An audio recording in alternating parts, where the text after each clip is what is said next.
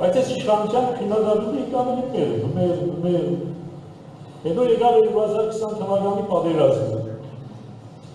Պատերազմի ժամանակ դեռ կառավարությունը այսօրվա իշխանությունը մեզ հետ հարաբերության մեջ էր, պատերազմի օրերին եկան մեզ խնդրեցին, որ կոչով դիմենք, մենք կոչով դիմեցինք, կառավարության ալիքով և հմեգով գնաց մեր կոչը հաղթանակի չպարտոնելու, հաղթելու ենք, այս բոլորը պետք է հիշեն, մանավանդ լրագրողները պետք է հիշեն, բայց ցավոք լրագրողները չեն հիշում։ Այնպես որ քննադատության հանդերձ մենք պետության և պետականության կողքին էինք։ Եվ ինչը որ մեզանից ակնկալվում էր, մենք կատարում էինք պետության և պետականության համար։ Հետո եղավ ինչը որ հիշեց պարոն Զոհրաբյանը։ Երբ որ Գերագույն գլխավոր հրամանատարի ներկայացող անձը ուրեմն հարբած վիճակում, ասեց ով է որ կասկածում է իմ կարողությունների վրա։ Եվ նրանից հետո, և միշտ լրագրողները պարբերաբար ինձ անհանգստացնում էին, ինչ կասեք այս մասին։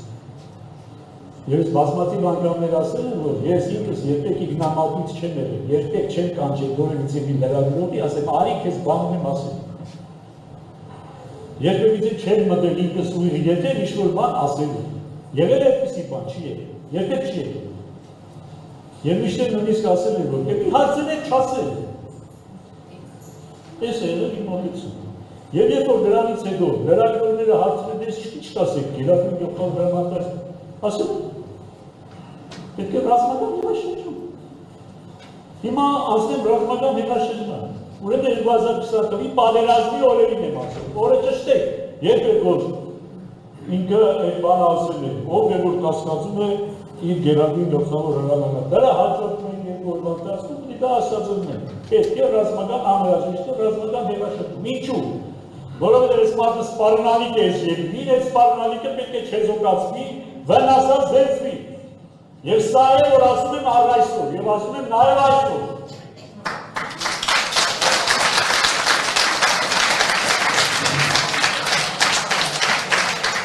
Եվ որով 2020 թվին եմ ասում, դա։ Հիմա ինչ եմ հասկացել և ինչ եմ հասկանում այսօր ռազմական հետաշրջում ասելով։ Ես իրավաբան չեմ, ոչ է պարտավոր եմ այդ օրենսգիրքը ուսումնասիրել։ Այո,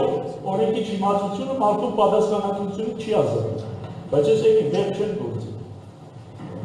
Բայց ինչ եմ հասկանում ես ռազմական հետաշրջում ասելով։ Այն ինչ որ տեղի ունեցել Հայաստանում 1998 թվականին։ Ովքեր որ այն ժամանակ չափը հասնեին, հիշում են, ովքեր որ երեխա են եղել կամ ծնված չեն եղել, ես մեղավոր չեմ։ Բայց 1998 թվին եղածը ռազմական հետաշրջում էր, ինչի մեջ ոզվեց փաթեթավորի։ Ռազմական հետաշրջում է, որովհետև ռազմական գերատեսչությունները ներկայացնող մարդիկ, ինչի մասին որ նախագահներ հայտարարեց ձեր հայտնի ուժերի իր հրաժարականի մեջ ասել ձեր հայտնի ուժերի պահանջով ես հրաժարական եմ ներկայացնում։ Այ որվա ռազմական ուժային գերատեսչությունների պահանջով 98 թվականին Լևոն Տեր-Պետրոսյանը հրաժարական տվեց։ Որևիցե մեկը դատվել է 98 թվի ռազմական հետաշրջման համար։ Որևիցե մեկը պատասխանատվության ենթարկվում չէ, շատ լավ չէ։ Դրանից են կոմացնում։ Որևիցե մեկի քիթը արյունել է 98 թվականի հետաշրջման ժամանակ։ Արյուն թափվել է, զոհեր եղել է։ Ահա ես ինչ եմ հասկացել և այսօր էլ հասկանում եմ ռազմական հետաշրջում ասելով։ Այն ժամանակ ուժային գերատեսչությունները տեսել են, որ օրվա նախագահը չի անում էլ ինչ-որ մտյանի իրենց հասկացումով և ըմբռնումով և դրել են հրաժարականի պահանջը, լավ չէ, դրել հրաժարականի պահանջը բավականացնել է և տեղի է ունեցել ռազմական հետաշրջում, թավշյա հետաշրջում։ Հիմա ինչ-որ տեղի է ունեցել հանձնագործություն է եղել։ Եվ ես, երբ որ ասում եմ, որ նույնը կրկնեք հիմա 20 թվին, 21-ին, 22-ին, 23-ին, 24-ին, 25-ին, Ես հանցագործություն եմ գործում, բայց իսկ ոտ չեն էլ անում, ասում, դա անհրաժեշտ է։ Հիմա գալով էլի վերադառնալու, ուրեմն 2020 թվականին ասել եմ դա։ Բազմիցս։ Եթե լրագրողները մի քիչ պրոֆեսիոնալիզմ ունենային, կգնային, բոլորը մեկ առ մեկ կհանեին 20 թվականից մինչև այսօր։ Բազմիցս ասել եմ նամանավանդ ոնց եմ ասել նոյեմբերի 9-ից հետո։ Են ասում են ոնց եմ ասել նոյեմբերի 9-ից հետո։ Ինչ եռանդով եմ ասել, ինչ խանդավառությամբ եմ ասել։ Պարզվում է ժամանակ հանցագործություն չեն գործել։ Պատերազմական դրության ժամանակ ասել են, բայց հանցագործություն չեն գործել։ Նույն իշխանության օրոք, երբ որ պատերազմական դրություն է, որ ավելի խիստ պետք է լիներ, հասկանում ես, պարզվում է հանցագործություն չեն գործել։ 21 թվականին ասել են երկրի բաները։ Պարզվում է հանցագործություն չեն գործել։ 22 թվականին ասել են նույն ինչը, որ գտել են օրակի մեջ։ 22 թվականի հունիսին 168 ժամին տվել եմ հարցազրույց եւ ասել եմ, չգիտեմ իրենք են ավելացրել թե X են գրել, շատ հնարավոր է որ X են գրել է, ասել եմ տվեցի հարցազրույց 168 ժամին, բուտ կոչ անելով ռազմական հեղաշրջման, 22 թվականի։ Հա? Չկա ռազմական հեղաշրջման, կոչ անելով հեղաշրջման, բայց հանցագործություն չեմ արել։ Չեն էլ բան արել էլի, գնամ մի հատ 168 ժամ ետորվա լրագրողին հարցրին, ասեն դու ոնց ես հասկացել, այս ֆակտերի ժամանակ հեղաշրջում ասելով ինչ է հասկացել։ Չէ,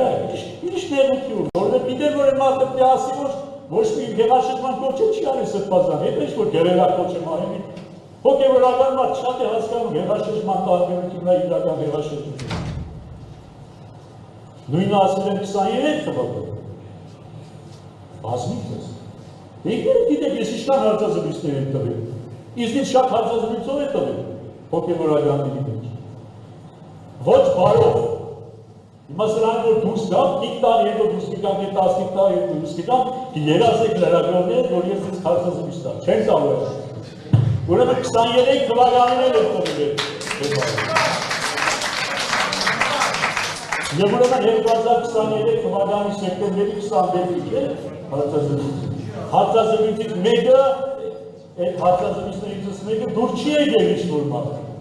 Հաղորդում է տվել, ասելով այս մարդը հանցանք է գործում, ռազմական հեղաշրջում է անում։ Քննել են, քննարկել են և ասել են, չէ, ստեր հանցանք չկա։ Հետո ինչ-որ Իոնիսյան նամակը գրել,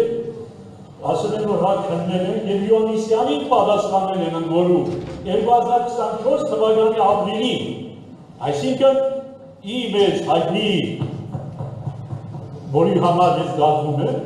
2024-ի փետրվարի 2-ի, որը փետրվարի 3 է, նեղություններ չեն քաշել, որ բացեն, որ ես փետրվարի 2-ին եմ ասել, փետրվարի 3-ին հրապարակվել եմ։ Ուրեմն Դանիել Իոնիսյանին պատասխանել է ես իմ ելույթից հետո ապրիլին, այսինքն 3 ամիս անցել է։ Իմ ես, որի համար ես դատվում եմ, իմ սրանից 3 ամիս հետո Իոնիսյանին պատասխան են գրում, ասելով որ